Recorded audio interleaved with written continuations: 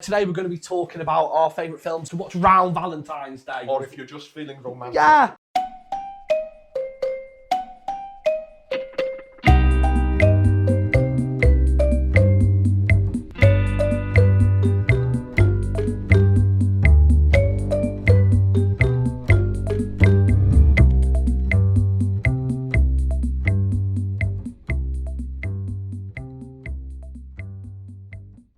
Hi guys and welcome to Something Wicked podcast. Today I'm joined with my horror guru, Jason Jones. Hello again, folks. Yeah, today we're going to be talking about our favourite films to watch around the Valentines time. Love theme. Yes, love themed films, that's what I was trying to say. But first we're going to start off with what me and Rob started last week, is a segment where basically we just talk about what we've watched the last week or two. So what have you seen, Jason, that you want to tell people to watch? Well, on Shudder there's a new film called Hunted that's just appeared on there, and all I'll say is from when I watched the trailer, I thought it was going to be a tawdry, usual rape revenge thriller, you might say, but I was wonderfully pleasantly surprised by watching it. You're not the only person that said that to me about that film. It's quite deceptive, the trailer, I thought. Because it gives off like a Red Riding Hood vibe, doesn't it? That's the whole gist of it. It actually goes a bit further because of the introduction. It brings in, I suppose, themes of forest spirits and old, like, I assume it was filmed somewhere in Eastern Europe. I think it's Germany. Yeah. Well, you get that kind of vibe from it. But the as the film goes on, there are too many coincidences for the happenings in the film not to be slightly supernatural, is all I'll say. Okay. But like I said, they're coincidences, but it affects it wonderfully. And by the end of the film, the female lead character, she almost looks, I'd say, like a Celtic wild woman, and she goes proper fierce. Okay. I mean, she really goes fierce in it. And again, the bad guy in it, I haven't seen a bad guy as vile as that in a long while. Both performances are really strong. Right. Highly recommend it. It's on Shudder at the moment. Yep. Hunted, well worth a watch. The film that I'm going to suggest is, you suggested it to me actually, didn't you? Which is Anything for Jackson. Yes. Which is also on Shudder. Sponsors, sorry, not supporters. Yep. And yeah, you know what it's about. It's sort of like a possession ghost film, but it isn't at the same time. It's again, a cult as well. They've got cult elements. Again, what you think is starting off about a simple abduction story, thinking, oh, they're going to this old couple kidnap a young woman who's heavily pregnant, and they're thinking, oh, they just want her baby, and you straight away meet a child. And this is no spoiler because this is the opening 5 minutes. The child is a ghost that's wandering around the room, and it just goes west from there. Very much, and the gore was great on it. You see the demon. I thought the demon's really cool. It's like this isn't really a spoiler, is it? No. It's like very bird-like. The demon had like a beak, and which I thought was really cool. I really liked that. Him and his wife, even though they've abducted this young woman, because he is her doctor, isn't he? That's what it is. They're actually very sympathetic. Very. Which I don't know whether I was struggling with it, you know. I mean, like, but yes. No, I know exactly, because 1 minute you're like, oh, the kidnapped to be like, oh, but they're so nice. Well, yeah, you know, and you know, the baby's isn't fully formed in its mind, so who cares if they slip Jackson? Again, the gore though, the bit where the gardener puts his head in the snow plough thing. Yeah, the snow plough, completely unexpected. Right. The police detective continuously shooting himself. But they put the salt down. But they kick it straight away, don't they? Yeah. Sorry, we'll get on to the good stuff now. That are our recommendations, both on Shudder, which is a great service if you haven't got, but if you're watching this, you probably have got Shudder. So we're going to go on to our top romance films, sort of like to watch around Valentine's Day. Or if you're just feeling romantic. Yeah. So we'll start off with you. What's your third, number 3? Because this is your number 3rd, so it's not your favourite. But I've arranged them in a specific order. Okay. Because I thought I'd start with the doomed romance first. Okay. Which is American Werewolf in London. Classic John Landis. Yeah, absolute classic, because it is, and it's a doomed romance from almost from the start, which it kind of actually, when you think back to the original Wolfman with Lon Chaney Jr., again, a doomed romance. Definitely, yeah. I think you find in a lot of werewolf films that there's always that romance that's not going to end well, really. Yeah. American Werewolf in London, again, rewatched it.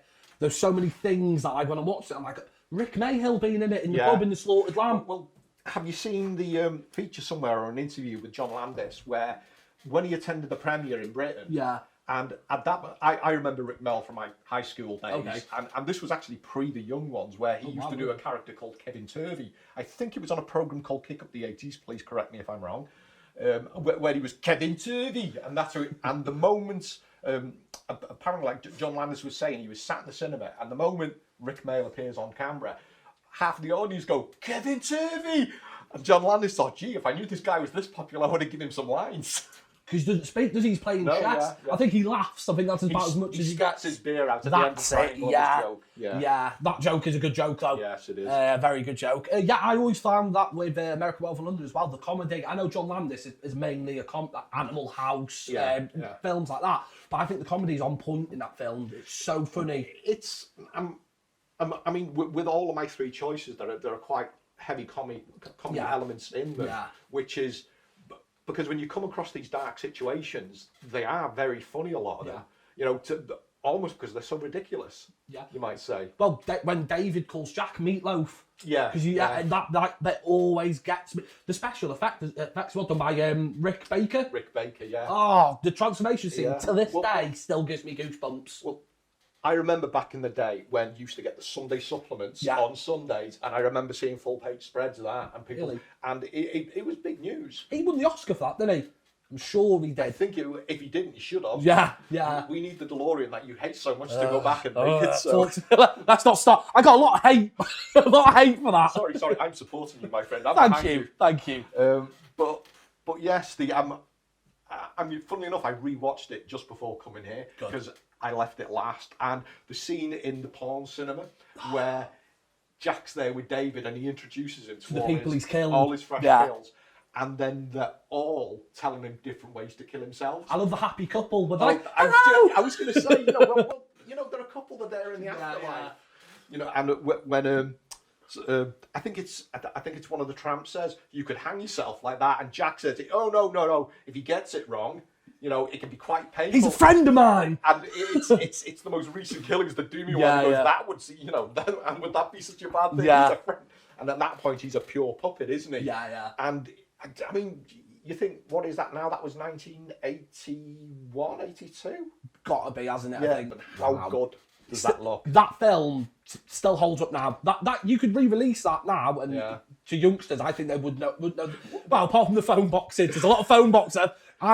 Funny story on this. Sorry, we always go off topic, but walking past Morrison's the other day, my son, who's only 5, pointing at the phone box, went, "What's that?" And I was just like, it made me feel so old because I had to explain to him that when I was younger, if I was out with my friends, I had to put 50p in to ring my mum to tell my mum that I wasn't coming back. I had to put 2p in. Oh wow, that's some inflation. Anyway, off topic. Yeah, it's strange how you see the romance develop, though. Yes. Looking back at it, I mean, like, people could say it was the late 70s, early 80s, but you get this young man who's obviously got deep trauma. Yeah. And this nurse just falls for him straight away. But he's American as well, I suppose. I know. Also, another thing that still to this day blows my mind, I felt the Nazi werewolf bit where in his dream where they break through the doors, slit his throat and kill his family. That bit still just like comes out of nowhere for me. That whole sequence was absolutely terrifying because I was probably around about 10 or 11 when I saw it for the first time. Wow.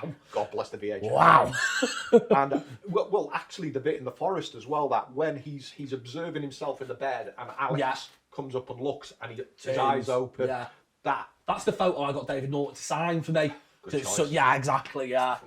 The romance and that's good. I like that how Jenny Agutter as well. Sorry. I like how the end, she walks over to him and he's a wolf in the alley. Yeah. Obviously, spoilers for these because this film's old. If you haven't watched it, then shame on you. Yeah, exactly. The bit where she walks towards him and you sort of like you get that feeling that he's going to listen. His face relaxes ever so slightly, doesn't it? And you think, oh no, it's fine. It's going to be fine. Yeah. And then obviously we know what happens. It's not fine. Another bit watching it again that I really enjoyed was the foreshadowing of when Bad Moon Rising by Creedence Clearwater Revival played. Yeah. and you're like, oh no, it's about to happen. Because when you first watch it, you're like, oh, this is a tune, this is a great song by a great band. And then after the song starts playing, he grabs his head and starts screaming, doesn't he? And then that's when the way he just lunges up. Yeah, up. because you don't expect it, do you? You don't expect it. Yeah, I love that film. Talking about the music, the end credits, you have this absolutely heart-rending final scene, and it's wonderful the way that there's no talking after it. I mean, and that's very much like old cinema, but it just cuts, and it leaves like that, and then and it kicks into blue. That's very John Landis, though, isn't it? Like he knows what he's doing. Yeah. So I'm going to go to my number 3 now, which is a film that I know you don't like. Yeah, no, I wouldn't say I don't like it. It's just it's disappointing. Okay, it's Valentine, the 2001 starring David Boreanaz. Is that his name? And Denise Richards. Yes, yeah. Mary Shelton as well, which I forgot. Of course, Mary Shelton. I watched that again this morning, and the last time I watched it was a while ago, and it's not aged great. I can see where you're coming from, but for me, what I love about it the most is that you don't like any of the characters, and you root for the killer. Yeah, and you want him to like from the beginning bit with Jeremy Melton when he's a kid, and then she pretends that he's like attacked her in the dance, and you're like, oh god, I hope he is killing him. Like I hope he is murdering these women. That's very much a theme of the slasher genre. Yes, because I mean,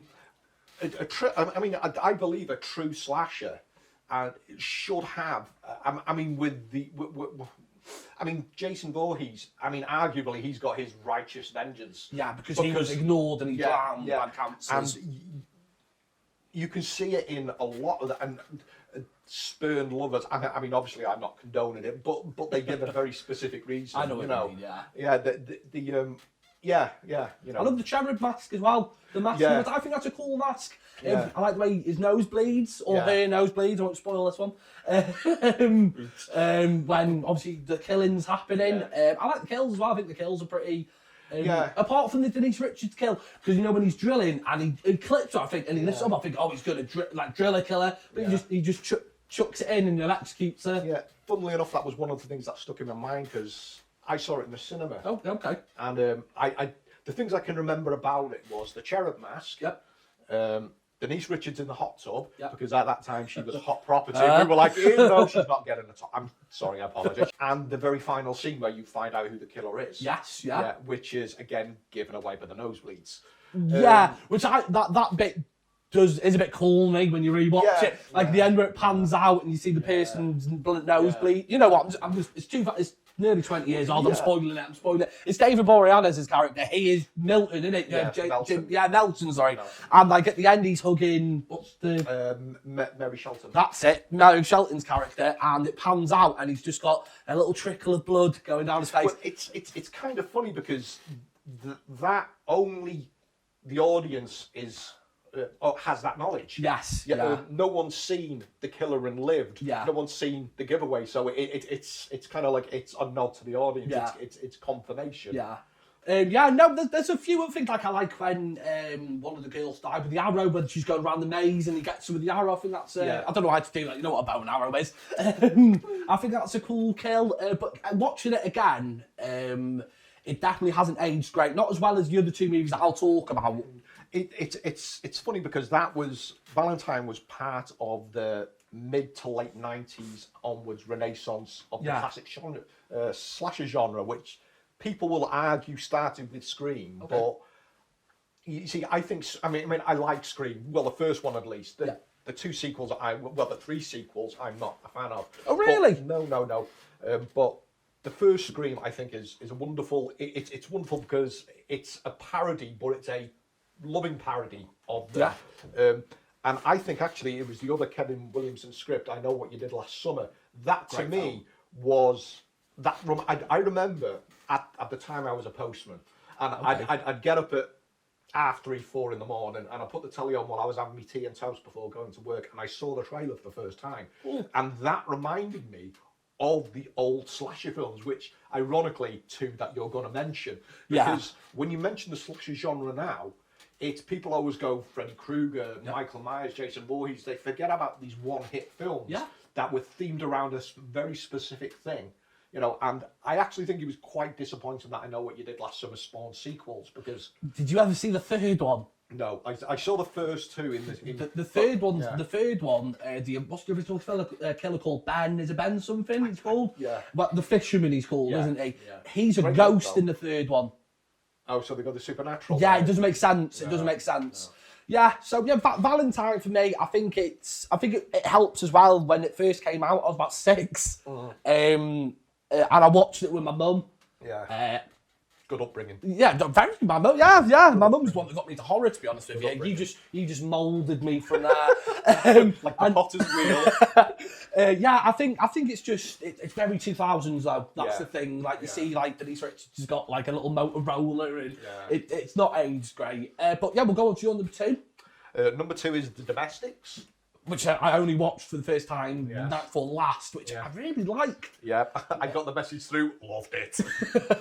I also I take notes whilst I'm watching the films, and I read my notes out to Jason.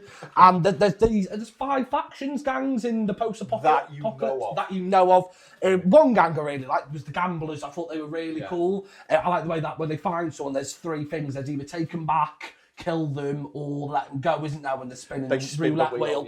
And then you've got the sheets where they look like they look like clan members. KKK. Yeah. And you sort of get. It doesn't help that they're American as well. But they're only in it for the one scene. Yes, where they shoot up the axe. The guy they called the Axemen, are they? The Nailers, aren't they? The Nailers. They're a cool gang as well. The most traditional Mad Max of them because of their spiky stuff. Yeah.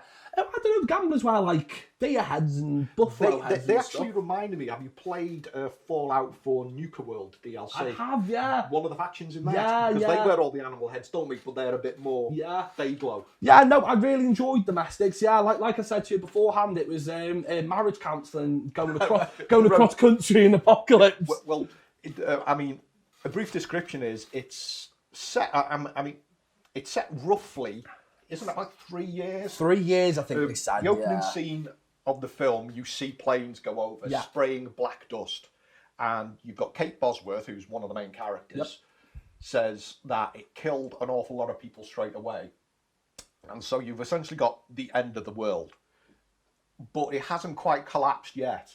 So the actual title of The Domestics, the gangs who Chad mentioned are essentially, you can imagine people who've just gone, there's no law and order, we can do what the hell I'm we going like. to take what I want. Yeah, or again, like the Gamblers, because you get a sense of mischief with Gamblers, I think. Yeah, an awful lot. It's a lot of alcohol and drug abuse springs to mind with the Gamblers. But the Domestics of the title is given in reference to people that just want... That aren't part of gangs. No, and they're just trying to maintain the old world. They just want to carry on being normal people. Yeah. And the 2 main characters where you've got Kate Bosworth plays Nina and Tyler Hochik.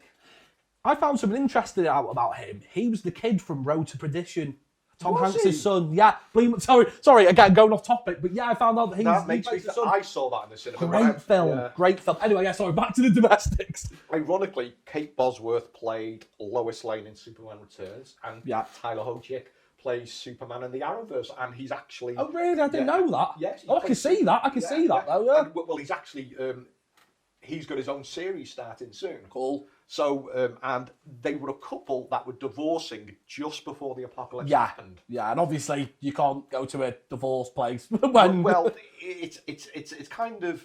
It's ascertained early on in the film that Nina was the breadwinner. Yes, yeah. She brought the money home, and he was doing odd jobs, and he was trying to get into construction. And the strange thing is, and it's also ascertained that Nina was clerical, wasn't she? Or she was like middle management. He was in the middle doing a course as well, wasn't he? To get like a badge to do construction. Yeah. And of course, with the end of the world happening, everything is suddenly flipped. Yeah. He is very useful, and she feels disempowered. Yeah. And she's been in constant radio contact with her parents, which are only 200 miles away. In Milwaukee. Now, that is a small... by today's standards, that's a small distance. Yeah, not too far. But in the post-apocalypse world, that might as well be... Especially when you've got the Gamblers bouncing around. Well, all of them on the way through. And she's lost contact with her mother. Yeah. So, Mark agrees to drive across country. He said, I'll take you. And from I think it's the second scene where Mark's talking to one of his friends as he's packing the car, and and his friend says, surely there are easier ways to win her back. Yeah. And he says, no. And this is what she wants to do, I'm going to do it, kind of thing. I think there's a very... It's not a nasty dig at Mad Max, where his friend points out, if you get a puncture in that thing, or if you just get a puncture out in the wild, you're dead. And it's the one thing that's always got me about them. I love the Mad Max films, and George Miller is a god to me. But who really looks after all those cars? Where do they pump the tyres up? Yeah, I suppose, yeah. I mean... Stop taking the magic out of things. I know. But there's that other scene earlier on where one of the nailers' bikes won't start. And he's just... And the chainsaw. The chainsaw does it. Who's maintaining all this stuff? And it sort of brings that harsh but funny realism to it. Yeah. And needless to say, as their journey goes on, they start to appreciate each other again. Yeah. And there's a pivotal scene, probably about halfway through the film, where Nina's been wounded. Where she's in the cabin. Yeah. And Matt goes out foraging, but he leaves all these little post-it notes around. Yeah, because she said just before the scene that he used to do cute things like leave the post-it notes around the house when they first got together. Which leads her to an LP in the rack, which she puts on. Great song. Goat Snake. I looked it up. I've got that album flagged to buy. It's a good album. And at the same time as she's putting this record on, he's gone into this house, and he ends up getting caught by I can't remember the actor's name. Again, he generally gets cast in a specific type of role. The razor blade guy. Yeah, he's weird.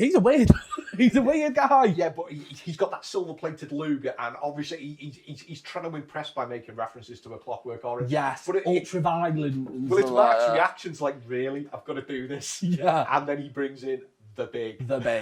A huge gimp. Yeah, pretty much, yeah. And you can see Mark's reaction, and it's like, really? I've got to do this. Because what does he say to him? Do you want to go big or go home? Go home. With this... I mean, this guy's insisting he tortures this father and son. Yes, because he's already started when he's cutting him in when he goes in. And the fight is intercut with Nina moshing to this great Goat Snake song, and Mark having to fight the big. He's a hard guy. He's a big guy as well. Considering he kicks him in the balls to start with, and he hardly flinches. And at that moment, it's just like, you're on a hiding to nothing here, man. He manages to get the better of the razor blade guy, doesn't he? Well, and what happens after the resolution of the fight, where it's all, it brings home how boring and mundane the apocalypse must actually be. And how, when you see especially what the gamblers get up to. Yeah. Because they've got that weird game, haven't they, where they're Russian roulette. But I still think the first time you're introduced to them on the motorway, and you see them pop up, and you can almost hear them giggling to themselves. Like, they're the ones that shoot Nina, aren't they? Nina, but of course you witness this road trip, but then there's the cherry that's loose. Yeah, who sort of becomes their friend by not even introducing herself. I've heard her described as guardian angel stroke Cupid, which I think is... I get that. I can get that. Which is, I think, a wonderful frame of reference. And she's played by Sonia Mizuno, if I pronounce, who you've seen in Ex Machina and Devs. Cool. And she plays that absolutely wonderfully, this angel of vengeance, you might say. Very, very good role. But also... quite sweet as well, because she watches Nina mosh the Goat Snake, and she smiles, doesn't she? Like gets her, and she clearly wants them to get back together. Yeah, which I think it's really sweet. That and at the end, it is not sweet for her though. I know, but she served a function. She did, yeah. Right, we'll go on to mine because we've said too much about that film, and there's no point people watching. I know, brilliant film, The Domestics. Brilliant, 100% agree. Because at first I wasn't 100% on it because obviously I've not watched it. It's the only film out of all of them that we've picked that I hadn't watched. Yeah. But I loved it. I'd love to see a sequel about the gangs. Well, it's a world you could explore. Not necessarily about Mark and Nina, but you could explore the world. Well, my number 2 is a classic. Is My Bloody Valentine, which I watched this morning. I love that film. I love Harry Warden. What character? I love the ghost story. the mine. Yeah. I've got a tattoo of the mine on me. I have. I've got a big tattoo on the side of my thigh. It's one of my favourite slashes. It's got one of my favourite kills in it as well, which I love a little bit about it. He knows me so well. Straight through the eye. Funny enough, this morning was the first time I've ever watched the uncut version. It might actually be, when I watched it a couple of days ago, it might have been the first time I saw the uncut version. Where he puts the girl on the shower. And I've not seen a lot of these things before. I know, because the version I was watching, you could see a visible change in the film stock. Yeah, exactly the one that I was watching. Because I'd never seen when he kills the big fella, because he shoots with a bolt gun in the head, doesn't he? The big fella with the glasses. A few times. Yeah, and you never see that, do you? Normally you see him come around the corner and he's dead and the girl cries. We're here geeking out. Explain the plot. So we went straight into that there. So basically, years ago, there was a group of miners got trapped underground. For 6 days. And a man called Harry Warden ended up basically cannibalising the other 4 men. It was a 5 or 6 men. There was 5 men, wasn't there? Well, there was only 1 man left. Yeah, there was 1 man. Anyway, he ate everyone else. So when they obviously got him out, they sent him in a psychiatric hospital. Yeah, obviously. Obviously, he ate 5 people. And when he didn't waste any. No, he didn't. No, but when they find him, he's in the middle of eating an arm, isn't he? Yeah. And basically, when he gets out, he escapes from the psychiatric ward, doesn't he? And he kills the 2 men that were responsible for making sure the mine was safe. Health and safety kits. Yes. So he kills them with a pickaxe, obviously, dressed as a miner, because that's the gimmick of the film. And this happened on Valentine's. On Valentine's Day, yeah. And they live in a town called Valentine's Bluff. Yeah. We're noticing a theme emerging here. And he kills them, rips the heart out, puts them in a box and takes them to the Valentine's disco and leaves them on the side. And then he's caught and put into the mental asylum for the rest of his life, basically, they say to him. And then we fast forward, I think it's 30 years. 30 years, like that's it. And there's a group of kids. No, 20. Because it happened in the 60s. Yes. Yeah. So the group of kids basically said to the mayor and sheriff, we want to restart it. Yeah. But they all work in the mine as well. Yeah. And basically, it just sort of goes from there. Like people start going missing. Like Mabel, who's the mayor's secretary, isn't she? There was no reason to kill Mabel. Her death's amazing because they find her inside the tumble dryer melted. Not Mabel, man. Poor old lady. She was the only woman in that film where I was like, they didn't need to kill her. There was no need to kill Mabel. Again, spoilers again. I don't know if Howard James could put like a little tag to let you know this. Basically it turns out that Harry Warden died 5 years prior to this. 5 years prior. And the killer is one of the miners who work in the mine at the moment, and he's the son of one of the foremen who Harry Warden killed, and he witnessed it.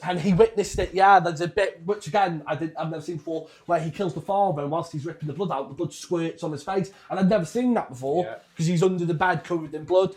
And it's just a good slasher film. Like it's different as well. It's a great example of when the before slasher films became franchises. Yes, yeah. And they were almost Hitchcockian or Giallo-like. Yes, yeah. Where they were masked killers. You were trying to. You would always have the Scooby-Doo reveal at the end. I think it's a good. The film does good in showing that there's a lot of red herrings as well. Oh yeah. Like you're like, is it him? Is it him? And it's good of confusing. It's like when you put the pea under the cups and you do that. You're like, oh no, it's not kind of thing. Because to me, you don't expect it to be Axel. Yeah. I expected it to be the miner's son who comes back to second love interest, TJ. Well, isn't it in the remake? It's Jensen Ackles who essentially plays the TJ character. I think the remake's good. I'm going to say it. I love the remake. The 3D aspect's cool with it. Well, funnily enough, that was the first modern 3D film I went to watch. Really? And I went to watch it purely to see the 3D, good. to see how it advanced. And I was impressed by the film as well. Yeah, it's a good film. So that's pretty much all I'm gonna, because I want people to watch this. Yeah. Because it's a prime example of like a good slasher film. Well, a non-franchise one as well. Exactly. Yeah, there's no sequel. There was a remake again with Jensen Ackles. And if you're not into watching old films, like my wife won't watch anything before the year 2000, so I had to show her the remake. And it's one of those ones where you don't really have to watch the original if you don't like watching old films. And if you do watch it, watch the uncut version because the gore in it is spot on. Absolutely brilliant. Yeah. We'll go on to your number one. Well, the one thing I want to get is the love triangle in it. Both Axel and TJ are asses. Yeah, they're both. And the way they treat Sarah. The way they treat Sarah It's just, Sarah gets shot at them, get out of town, get yourself a life, don't rely on these. In fact, I would say Axel was the better choice. Yeah. Because TJ came back to town and just automatically assumed he'd failed, obviously. Because in California, he didn't speak to her or anything, did he, while he was away? He just dropped her, then comes back and expects to pick up. Where Axel had been there for it. He picked up the pieces. Yeah, he was a bit dickish in behaving like he owned her. Yeah. But, yeah. He was just trying to peacock at TJ, though. That was the thing. Like, this is my woman, leave her alone. Yeah. Or I'll cut you. And then he ended up murdering most of the town.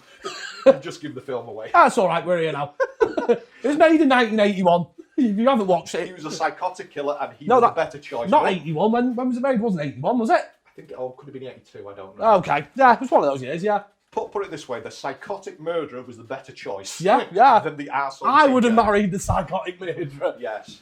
Yeah, you're number one. Spring. From such a good film. 2014, and this is one of the last 10 years is in my top 5 favourite films. Amazing. Love it. Not just horror films in general. Yeah, it's great. Well, I found out the other day that the bloke who directed Spring has directed The New Wrong Turn. 2 of them. No, it's 2 of them. It's Justin Benson and Aaron Moorhead. But have they both directed Wrong Turn as well? No. The film that they've just directed is getting released really soon, and it's called Synchronic. It's got Anthony Mackie, of the Falcon fame. Oh yeah. Yeah. Spring was their second film. Right. I think it was Justin Moorhead wrote it, but they co-direct together. Right. And their films are, I would argue that they are this generation's Cronenberg. Right. Because they make high concept horror films, for want of a better term. Because with Spring, they managed to make a Lovecraftian tale romantic. They did. It's beautiful film. Obviously, those that are familiar with H.P. Lovecraft will realise that the man was a misanthrope. He was probably forced to marry, and a lot of his writing is very asexual. Even in the creatures, there's a lot of implied rape. There's a general disgust of the human body. But what I think they do with the film really well is they take a lot of the tropes of Lovecraft's work, whether I'm reading into this, and they flip them on their head and they actually make them romantic. Yeah. Because for a large chunk of the film, we were talking about this earlier, it's set in an Italian coastal town. Beautiful as well, so beautiful. I'm determined to find out where that town is and go visit it. Now, if you know, quite a few of H.P. Lovecraft's famous stories, including The Shadow over Innsmouth, which this kind of has parallels with in a way. It's set in an old town, but these old towns are foreboding. You never want to go there. This place, from the first time I watched this film, I really want to go there. And certain bits in it, like where they go out to the cave, and it's absolutely magical. Yeah. But they've got a duck under. Yeah, but the way the light's coming in and everything that could have been possibly sinister is flipped on its head and it's not. And I chose this last because with the Doom Love story with American Werewolf in London being first, I think Spring has a lot of parallels with American Werewolf in London. I can see that. Yeah, I can see that a lot, yeah. And except it's reversed this time because, the film opens with the male lead, Evan, played by Lou Taylor Pucci of the Evil Dead remake. Yeah, Eric and Evil Dead, Yeah, very, very good film. Yeah. The opening scene is his mother dying. Yes, because the dad died of a car crash 5 years prior, was it? And he's been nursing her through cancer, and it's dropped out of school to do it and everything, didn't he? Well, it's one of the big colleges as well, so it's established he's an and it's quite wrenching, that scene. Oh yeah, it's very somber when you watch it. You feel, oh god, this is a heavy beginning of a film. Well, it's that, and the day of the funeral, which you don't see, but he's in a bar with his friend, Tommy, Jeremy Gardner, who's in countless great genre films. And an absolute knob in the bar picks a fight with Evan, and Evan decks him. Yeah, it does, yeah. Batters him. He knocks out his gold teeth. Well, it is. It's got a grill that he has. Grill, yes. This guy's obviously a wannabe gangbanger. Yeah, and it goes badly wrong when he picks on a guy who's heavily grieving for his lost mother. Yes, yeah. And push comes to shove, he beats him to a pulp. He goes home, and the cops turn up in the morning. Yeah. So Evan thinks, all right, I've got to get out of here. And he grabs his Passport. Because he told his dad that they'd go to Italy one day, didn't they? Go to Italy, so he jumps on a plane and he goes to Italy. The scene in the taxi's funny where he's like, where should I go? To the woman, the woman's like, where do you want to go? Yeah. And he gets to Italy, he meets up with two British guys. One's Nick Nervin, isn't it? He's been in a load of stuff. He was in, he's been in like quite a few British comedies. Nothing too great, sorry if you watched this, Nick. He was in Outpost 3 as well. Yeah. Well, even in them, I mean, there's themes of death, rebirth, and love running through this film. Yes. And the tale, is it that Nick tells him about his girlfriend? Yeah. And even though he comes across as a lad, he's obviously got this soft side. Yeah. And he tells Evan this story, and even though it's quite crude, you can tell he was hurt by it. Yeah. And these two, it's very easy to look at these two British characters as being archetypes, but they're fun and they look after him, and they essentially end up on a road trip, and this is where they end up at the Italian coastal town. Yeah, because they're in Rome, aren't they? They start off in Rome, and then they're like, we're going down the coast if you want to come, because he starts drinking in the hostel with him, doesn't he? It's the first scene where all three of them are walking through the town, and you've got this wonderful panning shot following the three of them, and it's done in ever so slow motion. Yeah. And it's just, you see this town, and it's like, we just want to go there. Yeah, it's beautiful. But right in the middle of the town, sitting on the fountain. With the red dress. Because it breaks up the white buildings. It's like, notice. I can't remember her name. Louise. Louise. Louise. That's the thing. Played by Nadia Hilke. Yeah. Again, this generation's Jenny actor. I will say that. He was also appearing as Magnet in The Walking Dead for the last few seasons. Okay. She also appeared in the Benson and Moorhead New Twilight Zone 8. Oh, really? That's a very good episode. Well worth watch. Yeah, they've done that. I thought, they've got Nadia Hilke back. Oh, and you get this tracking shot, and obviously Evan notices because she stands out like a sore thumb. He turns around, doesn't he, to look at it, because they sort of like lock eyes. Yeah, like that. And so anyway, they end up at a cafe having a drink. Yes, yeah. And Evan spies Louise by the red dress again. Yeah, in the red dress. And he goes over to talk to her. And straight away she says, sleep with me. Yeah. Straight away. And he's a bit... Let me take you on a date, isn't it? That's what he says. Let me take you on a date. It's this, I suppose, traditional role reversal of things. And she's basically... And she's even looking over to another guy in the bar as if to say, well, if you're not going to come home with me, I'll take him. And she walked off laughing, saying, you're making this way too complicated than it has to be. And he's like, oh. And he goes over, and the two British guys are laughing and all that. Yeah. Now, they wake up in the morning, don't they? Yeah, very hungover. All of them hungover, and they say, we're heading up to Amsterdam, do you want to come? And he says, I'll stay there, I like it. And they say, good times, man, good times. And they leave. That's the last you see of them. Yeah, the last you see of them, great characters. Now, Evan goes looking for a job, and he ends up working on an olive farm. Yeah. But I can't remember the old Italian farmers. Fabio? Something like that. Yeah. But he's a very quiet, subdued character. Yeah. But he represents love as well. Yeah, because his wife. Of what you find out. But he's this wonderful... He's just this guy that time just doesn't have anything to do with him anymore. Yeah. And he's just... I wouldn't say he's not even waiting to die. He's fading into the landscape.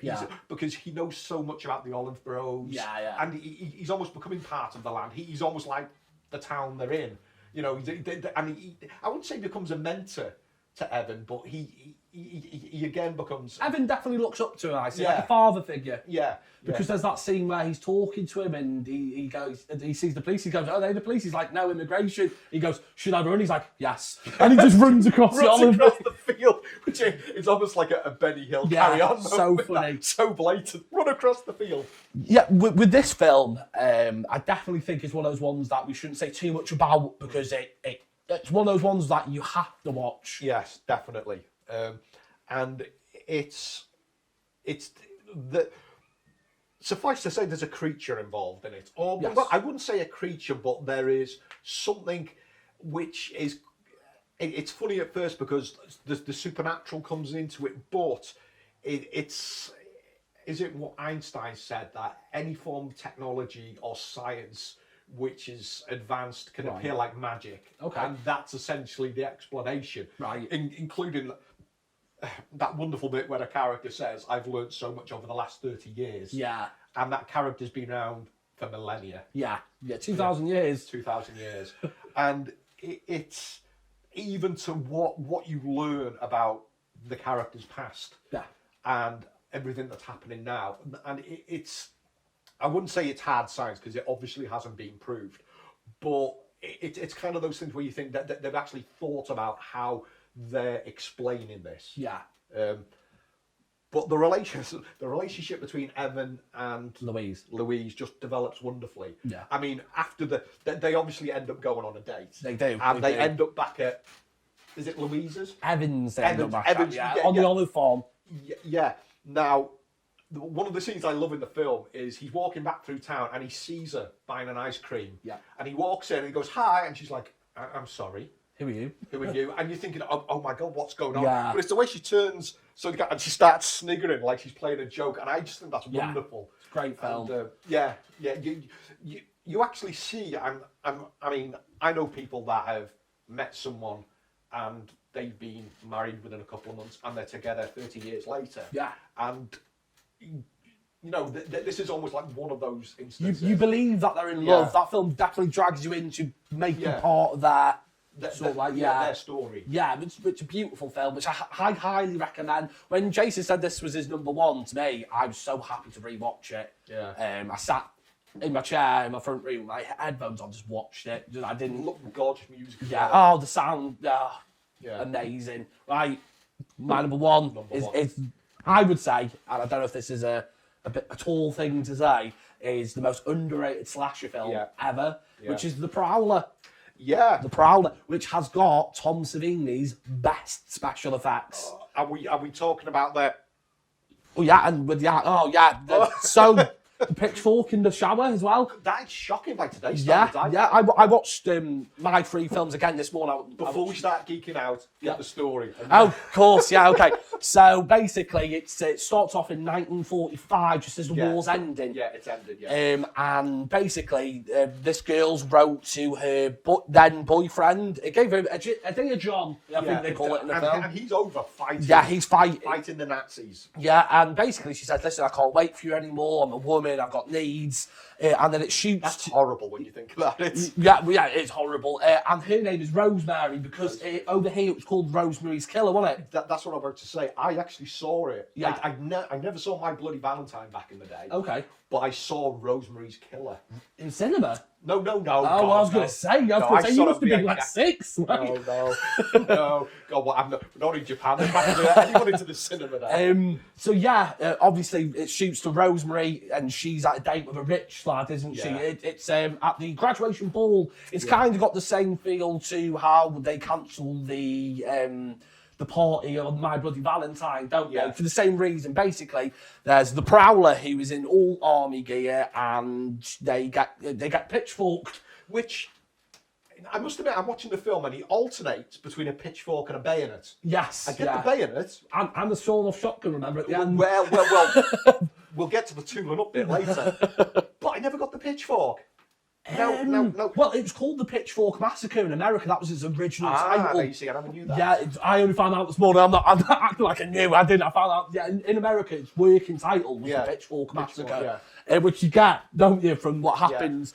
So basically, they end up killing, and the graduation dance doesn't happen, then, does it? Like they call it off, kind of thing. For I think again for it's a bit of a downer. I think about 40, 30 years they put it off for, right? It would be about 30 odd years. Yeah. Because with it being the end of the war, and it's set in around about 1980 years. 81 actually. Yeah, I think it's so like 30, 40 years. So then they're going to do the graduation dance again.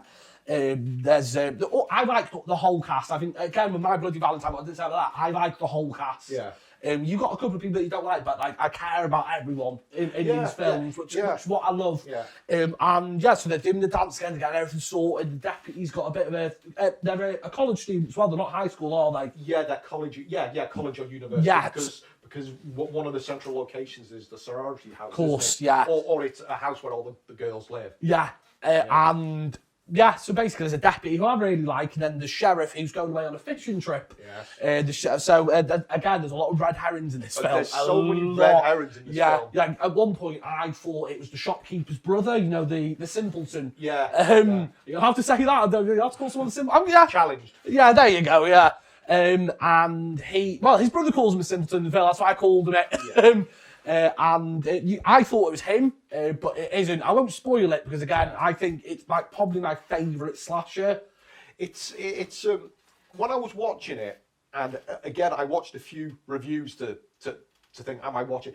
There are bits in it which come across as a bit slow. Yes, but then again though, I mean, probably watching it back then, I would have been riveted. Yeah. Because I would have been again around about 10 or 11 watching it, and a lot of films back, you know, older films generally were slower paced. Yeah. You know, an awful lot less cuts in them. Yeah. But the thing that I mean, again, we mentioned the gore earlier. So good. Oh my god! So good. I would definitely say it's Savini's best work. It's some of it I found truly shocking. You see, the bit with that, like you said, the bayonet through the guy when he opens his eyes and the roll to the back of his head. Well, funnily enough, I mean, up until even quite a later age, one of the things that always freaked me out was white eyes. Yeah. Because one of my favourite horror films of all time is Horror Express. Okay. And when the alien entities sucked people's minds out, they're left with white eyes. And I saw that really, I must have been about 6 or 7 when I saw that. And it scarred me for life, but I also loved it. Yeah. And the back of the VHS for Rosemary's Killer was that final scene of the guy hanging out the shower with the white eyes. And that, I looked at it, oh, do I really want to watch this? Yes, you do. Well, I did.